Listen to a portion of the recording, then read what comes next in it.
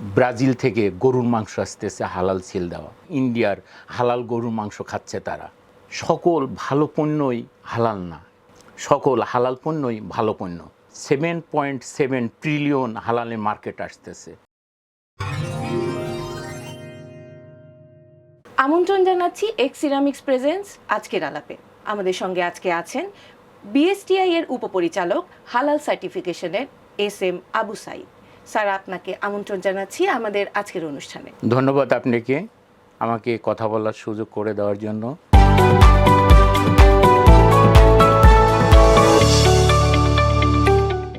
Sir, প্রথমেই জানতে চাচ্ছি হালাল পণ্য বা হালাল ফুড যেটাকে বলা হচ্ছে, এটা আসলে কিসের উপর ভিত্তি করে আপনারা ঠিক করছেন?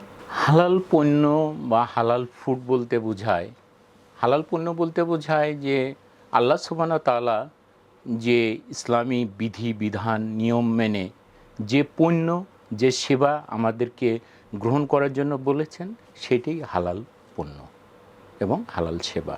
বলা হচ্ছে যে দেশে এবং বিদেশে দুই জায়গাতেই হালাল পণ্যের চাহিদাটা অনেক বেশি বেড়ে গেছে।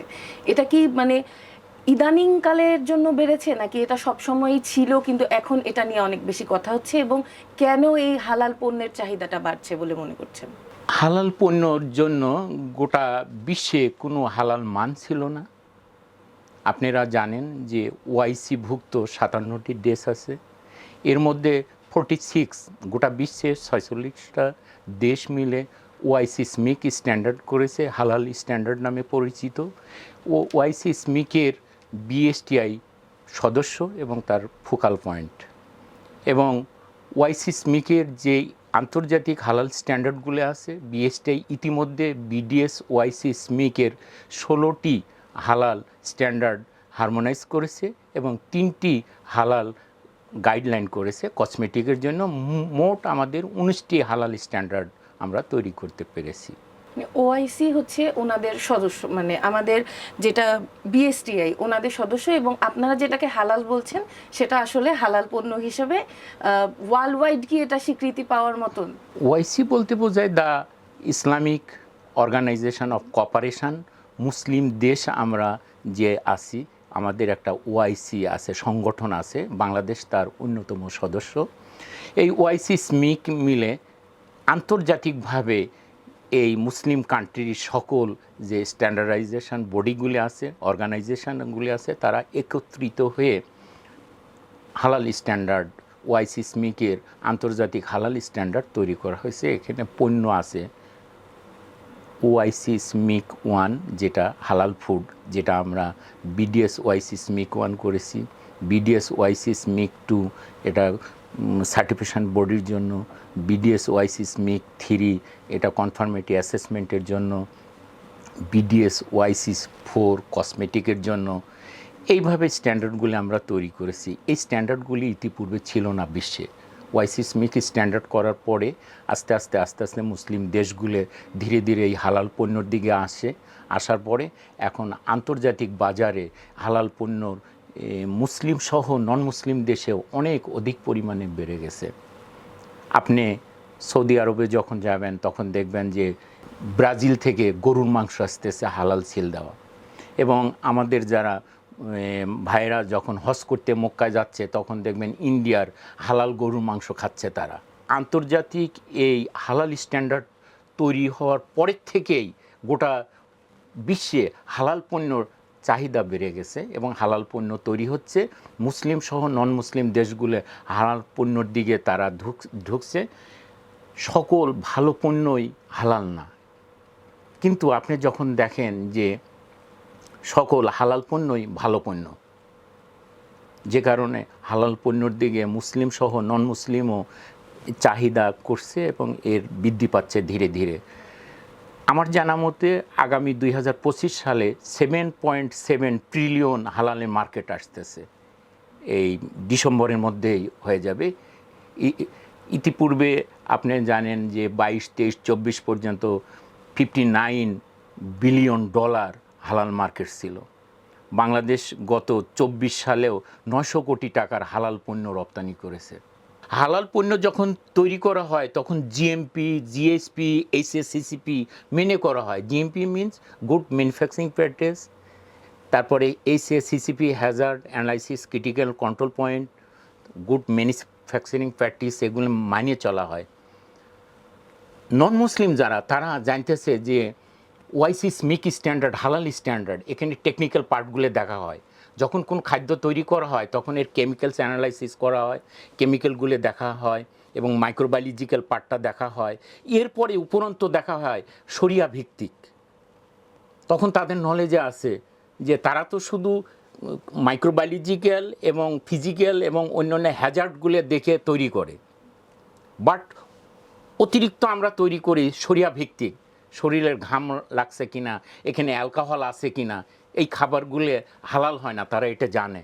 যেজন্য তারা দেখছে যে কেমিক্যাল, মাইক্রোবায়োলজিক্যাল তারা দেখছে, পাশাপাশি তারা হালাল এবং শরিয়া ভিত্তিক কমপ্লায়েন্টগুলো তারা দেখছে এবং স্ট্যান্ডার্ড মেনটেন করে, international standard GMP, GSP, HACCP এগুলো তারা কন্ট্রোল করে একটা গুড ম্যানুফ্যাকচারিং প্র্যাকটিসের মধ্যে এসে পণ্যটা তৈরি করতেছে, যেটা ওয়ার্ল্ড ওয়াইড এটা সেফ ফুড। আচ্ছা, এটা তো গেল হচ্ছে কনজিউমার, যারা ক্রেতা তাদের কথা। যারা বিক্রেতা, তাদেরকে তো আপনাদের একটা সিল নিতে হচ্ছে, যেটা যার জন্য আপনাদেরকে নির্দিষ্ট একটা পরিমাণ অ্যামাউন্ট আপনাদেরকে দিতে হচ্ছে, যেটা সরকার থেকেই নির্ধারণ করে দেয়া। তো এটাতে একজন নন মুসলিম কতটা আগ্রহী হয় এবং কিভাবে হয়, একজন মুসলিম কতটা আগ্রহী হয় আর কিভাবে হয়, তাদেরকে আপনারা কিভাবে বোঝান যে এই হালাল, এই সার্টিফাইড জিনিসটা আপনাকে নিতে হবে?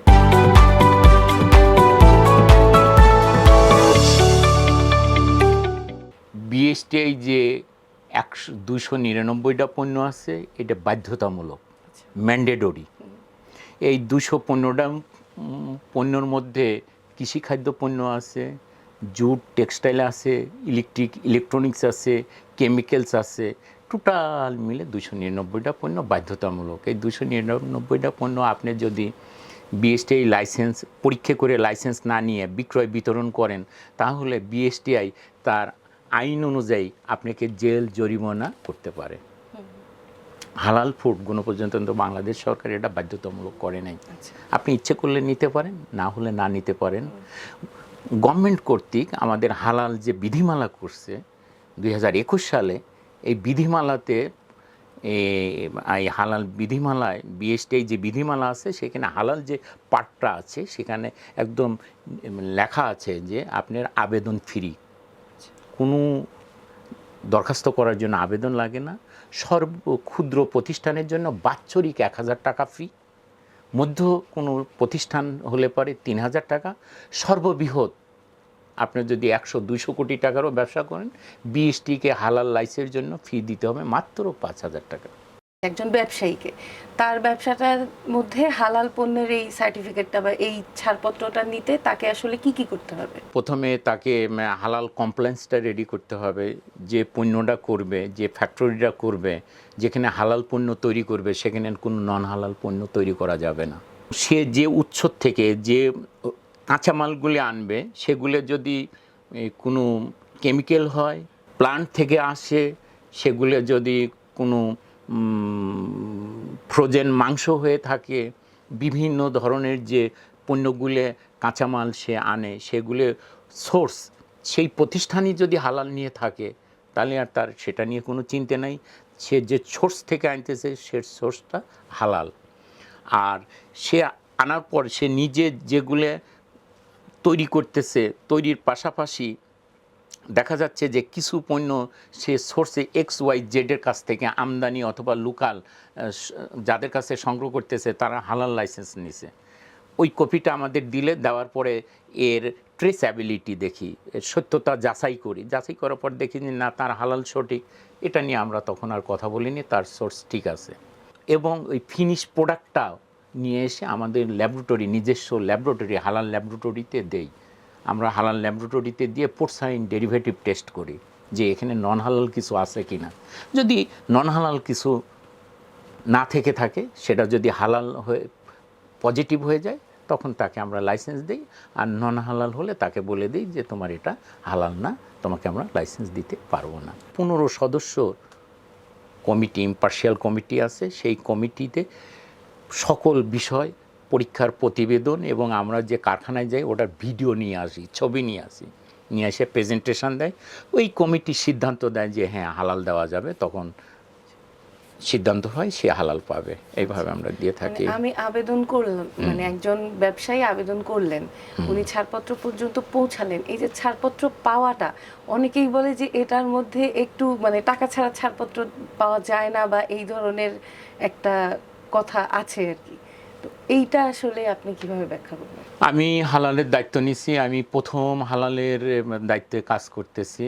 আমি আপনাকে চ্যালেঞ্জ দিয়ে বলতে পারি এরকম কোনো তথ্য আমার কাছে নেই, মিথ্যা বানোয়াট।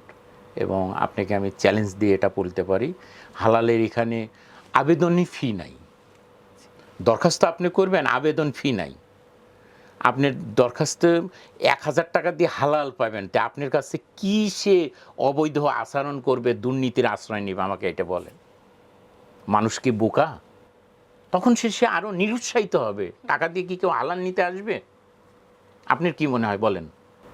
মানে যারা শরীয় মানে না, আমি যে প্রশ্ন করতেছি হ্যাঁ। এটার উত্তর নেন। দরখাস্তের ফি নেই, ১,০০০ টাকা দিয়ে হালাল নিতে হবে।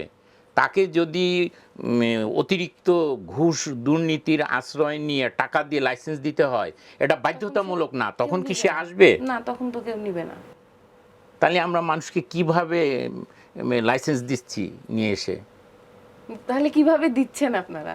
কারণ এই দিকে আবার বলা হচ্ছে যে পুরো ওয়ার্ল্ড ওয়াইড এই পণ্যের চাহিদা বেড়ে গেছে। আমি তাহলে আপনারা প্রত্যেক কিভাবে আমি আগ্রহী করছেন? আমি আমার টিম নিয়ে বিভিন্ন হোটেল রেস্টুরেন্টে যাচ্ছি, বিভিন্ন কোম্পানির কাছে যাচ্ছি, তাদেরকে বুঝাচ্ছি। বোঝানোর পরে তারা দেখতেছে এটা খুব সায়েন্টিফিক এবং এটা আন্তর্জাতিক স্ট্যান্ডার্ড, এবং এটা লাইসেন্স নিলে আমার পণ্যে একটা ভ্যালু অ্যাড হবে, আমার ব্র্যান্ডটা ভ্যালু হবে, মূল্য আসবে। এই জন্য তারা লাইসেন্স নিতে আসছে। এবং যেহেতু আন্তর্জাতিক মান স্ট্যান্ডার্ড অনুযায়ী হালাল লাইসেন্সে পাচ্ছে, ওআইসি স্মিক 46 কান্ট্রি তারাও সদস্য, তারাও এই ওআইসি স্মিক স্ট্যান্ডার্ড মেনটেন করে তারা হালাল লাইসেন্স দিচ্ছে, যে কারণে তার পণ্যর ভ্যালু চেইন মান বৃদ্ধি করার জন্য, বৃদ্ধি পাওয়ার জন্য তারা উৎসাহিত হচ্ছে। এবং যেটা আমরা সরাসরি বিভিন্ন প্রতিষ্ঠানে আমি নিজে যাচ্ছি, যা তাদেরকে নিজে নোটিশ স্বাক্ষর করে দিয়ে আসতেছি, তাদের কাউন্সিল করছি, বুঝাচ্ছি, তারা আসতেছে। এইভাবে এ পর্যন্ত আমি ১৭০টি লাইসেন্স দিছি।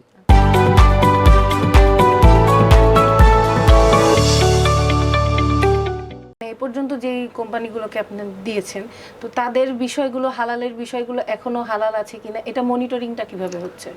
এটা আমরা সার্ভেলেন্স করতেছি। সার্ভেলেন্সের মাধ্যমে আমরা স্যাম্পল আনতেছি, আইনে টেস্ট করতেছি, দেখতেছি, আমরা যাচ্ছি।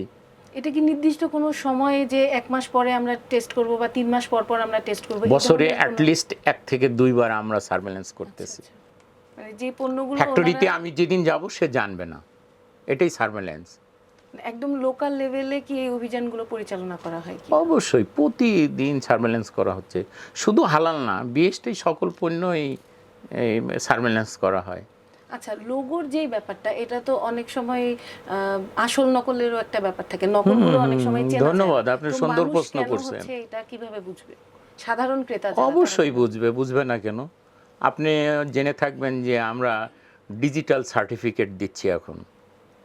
আপনি অনলাইনে সার্টিফিকেটটা পেয়ে যাচ্ছেন, এবং আপনার প্রতিষ্ঠানের নাম, ঠিকানা, পণ্যর নাম, পণ্যর মোড়কের ছবিও দেখতে পাচ্ছেন। আপনি কিউআর কোড সমৃদ্ধ আমরা লাইসেন্স দিচ্ছি, ওইটা আপনার মোবাইল দিয়ে স্ক্যান করলেই হালাল সার্টিফিকেট দেখতে পাবেন। মানে এটা তো প্রতিষ্ঠানের গেল। যদি আমি কোনো পণ্যের কথা বলি, বিএসটিআই এর লোগো আছে ওখানে বা সিল আছে ওখানে, তো ওই সিলটাও তো অনেক সময় দেখা যাচ্ছে যে নকল করছে। যে কোনো পণ্যের ক্ষেত্রে, পণ্যের মানে বক্সের উপরে যেই আপনাদের লোগোটা থাকে, ওটাও তো অনেক সময় দেখা যাচ্ছে যে আসল নকলের একটা ব্যাপার থাকে। মানুষ কিভাবে চিনবে? ওখানে যদি কিউআর কোড থেকে থাকে তাহলে সে লাইসেন্স নিছে, কিউআর কোডে লাইসেন্স হচ্ছে এখন, ওটা স্ক্যান করলেই প্রতিষ্ঠানের নাম, ঠিকানা, লাইসেন্স নাম্বার চলে আসবে। তখন লোগোর পাশাপাশি একটা কিউআর কোড থাকে, ওটা স্ক্যান করলেই আপনি জানতে পারবেন যে এটা বিএসটি আছে। এটা নকল লাইসেন্স ফ্যাক্ট লাইসেন্স নাকি এটা আসলেই সত্য লাইসেন্স? ভোক্তাদের জন্য এবং যারা ব্যবসায়ী তাদের জন্য হালাল সার্টিফিকেশনের ভ্যালুটা আপনি কিভাবে সেট করবেন, তাদের জন্য আপনি কিভাবে মানে কি বলতে চান? আপনি যদি মনের থেকে আল্লাহর নিয়ম মেনে বিধিবিধান মেনে আপনি যদি এই ব্যবসাকে আল্লাহ একদম ধর্মীয় দৃষ্টিকোণ থেকে এটা একটা ইবাদত করে দিছে, আপনি মনের থেকে যদি চান যে এটা হালাল ব্যবসা করব, হালাল পণ্য উৎপাদন করব, সেক্ষেত্রে আপনার মন এবং আপনার কর্মকাণ্ড আপনি নিজের থেকেই আপনিই যথেষ্ট। আমি শুধু রেগুলেটরি বডি হিসাবে যে স্ট্যান্ডার্ডগুলো আছে এগুলো কমপ্লাই করে পরীক্ষা করে আপনাকে লাইসেন্স দিতে যাব। একজন ভোক্তা কেন হচ্ছে হালাল পণ্য গ্রহণ করবে? এক কথায় সেফ ফুড। সেফ ফুড হিসেবে একজন ভোক্তা হালাল পণ্য গ্রহণ করবে। হালাল পণ্য সেফ ফুড। একটা ছোট্ট বেকারি দিলেন, দিয়ে সেই বেকারিটা যদি পরিষ্কার পরিচ্ছন্ন গুড ম্যানুফ্যাকচারিং প্র্যাকটিস মেনে চলেন, পরিষ্কার পরিচ্ছন্ন করে ছোট আকারেই মনে করেন ব্যবসা করতেছেন, আপনি যদি মনে করেন যে এইটা মানসম্মত পণ্য তৈরি করব, তা আপনি নিজের মধ্যেই তো যথেষ্ট। শুধু বিএসটিআইতে টেস্ট করে নিয়ে একটা লাইসেন্স নিয়ে বিক্রয় বিতরণ করবেন। এর জন্য বিএসটিআই এর মোবাইল কোড আপনার তো ভয়ের কারণ না, কেননা আপনি নিজে গুণগত মান পণ্য তৈরি করতেছেন, বিএসটিআইতে দিয়েছেন, এটা টেস্টে পাস করছে, নির্ভয়ে আপনি ব্যবসা করতেছেন। এর জন্য আপনাকে বিএসটিআইয়ের মোবাইল কোডও দরকার নাই, জেল জরিমানা কিচ্ছুই দরকার নাই, আপনি একাই যথেষ্ট। স্যার ধন্যবাদ আপনাকে আমাদের সাথে সময় দেওয়ার জন্য এবং আমাদেরকে গুরুত্বপূর্ণ কিছু তথ্য দেওয়ার জন্য, হালাল ফুড সম্পর্কে এবং আপনাদের সম্পর্কেও তথ্য দেওয়ার জন্য আপনাকে অসংখ্য ধন্যবাদ। আপনাকেও ধন্যবাদ। যারা দর্শক শ্রোতা এতক্ষণ ধৈর্য সহকারে আমাদের এই আলোচনা শুনলেন, সবাইকে ধন্যবাদ। দর্শক আপনাদের সকলকে ধন্যবাদ এতক্ষণ আমাদের সাথে থাকার জন্য। পরবর্তী পর্বের জন্য চোখ রাখুন আজকের আলাপে।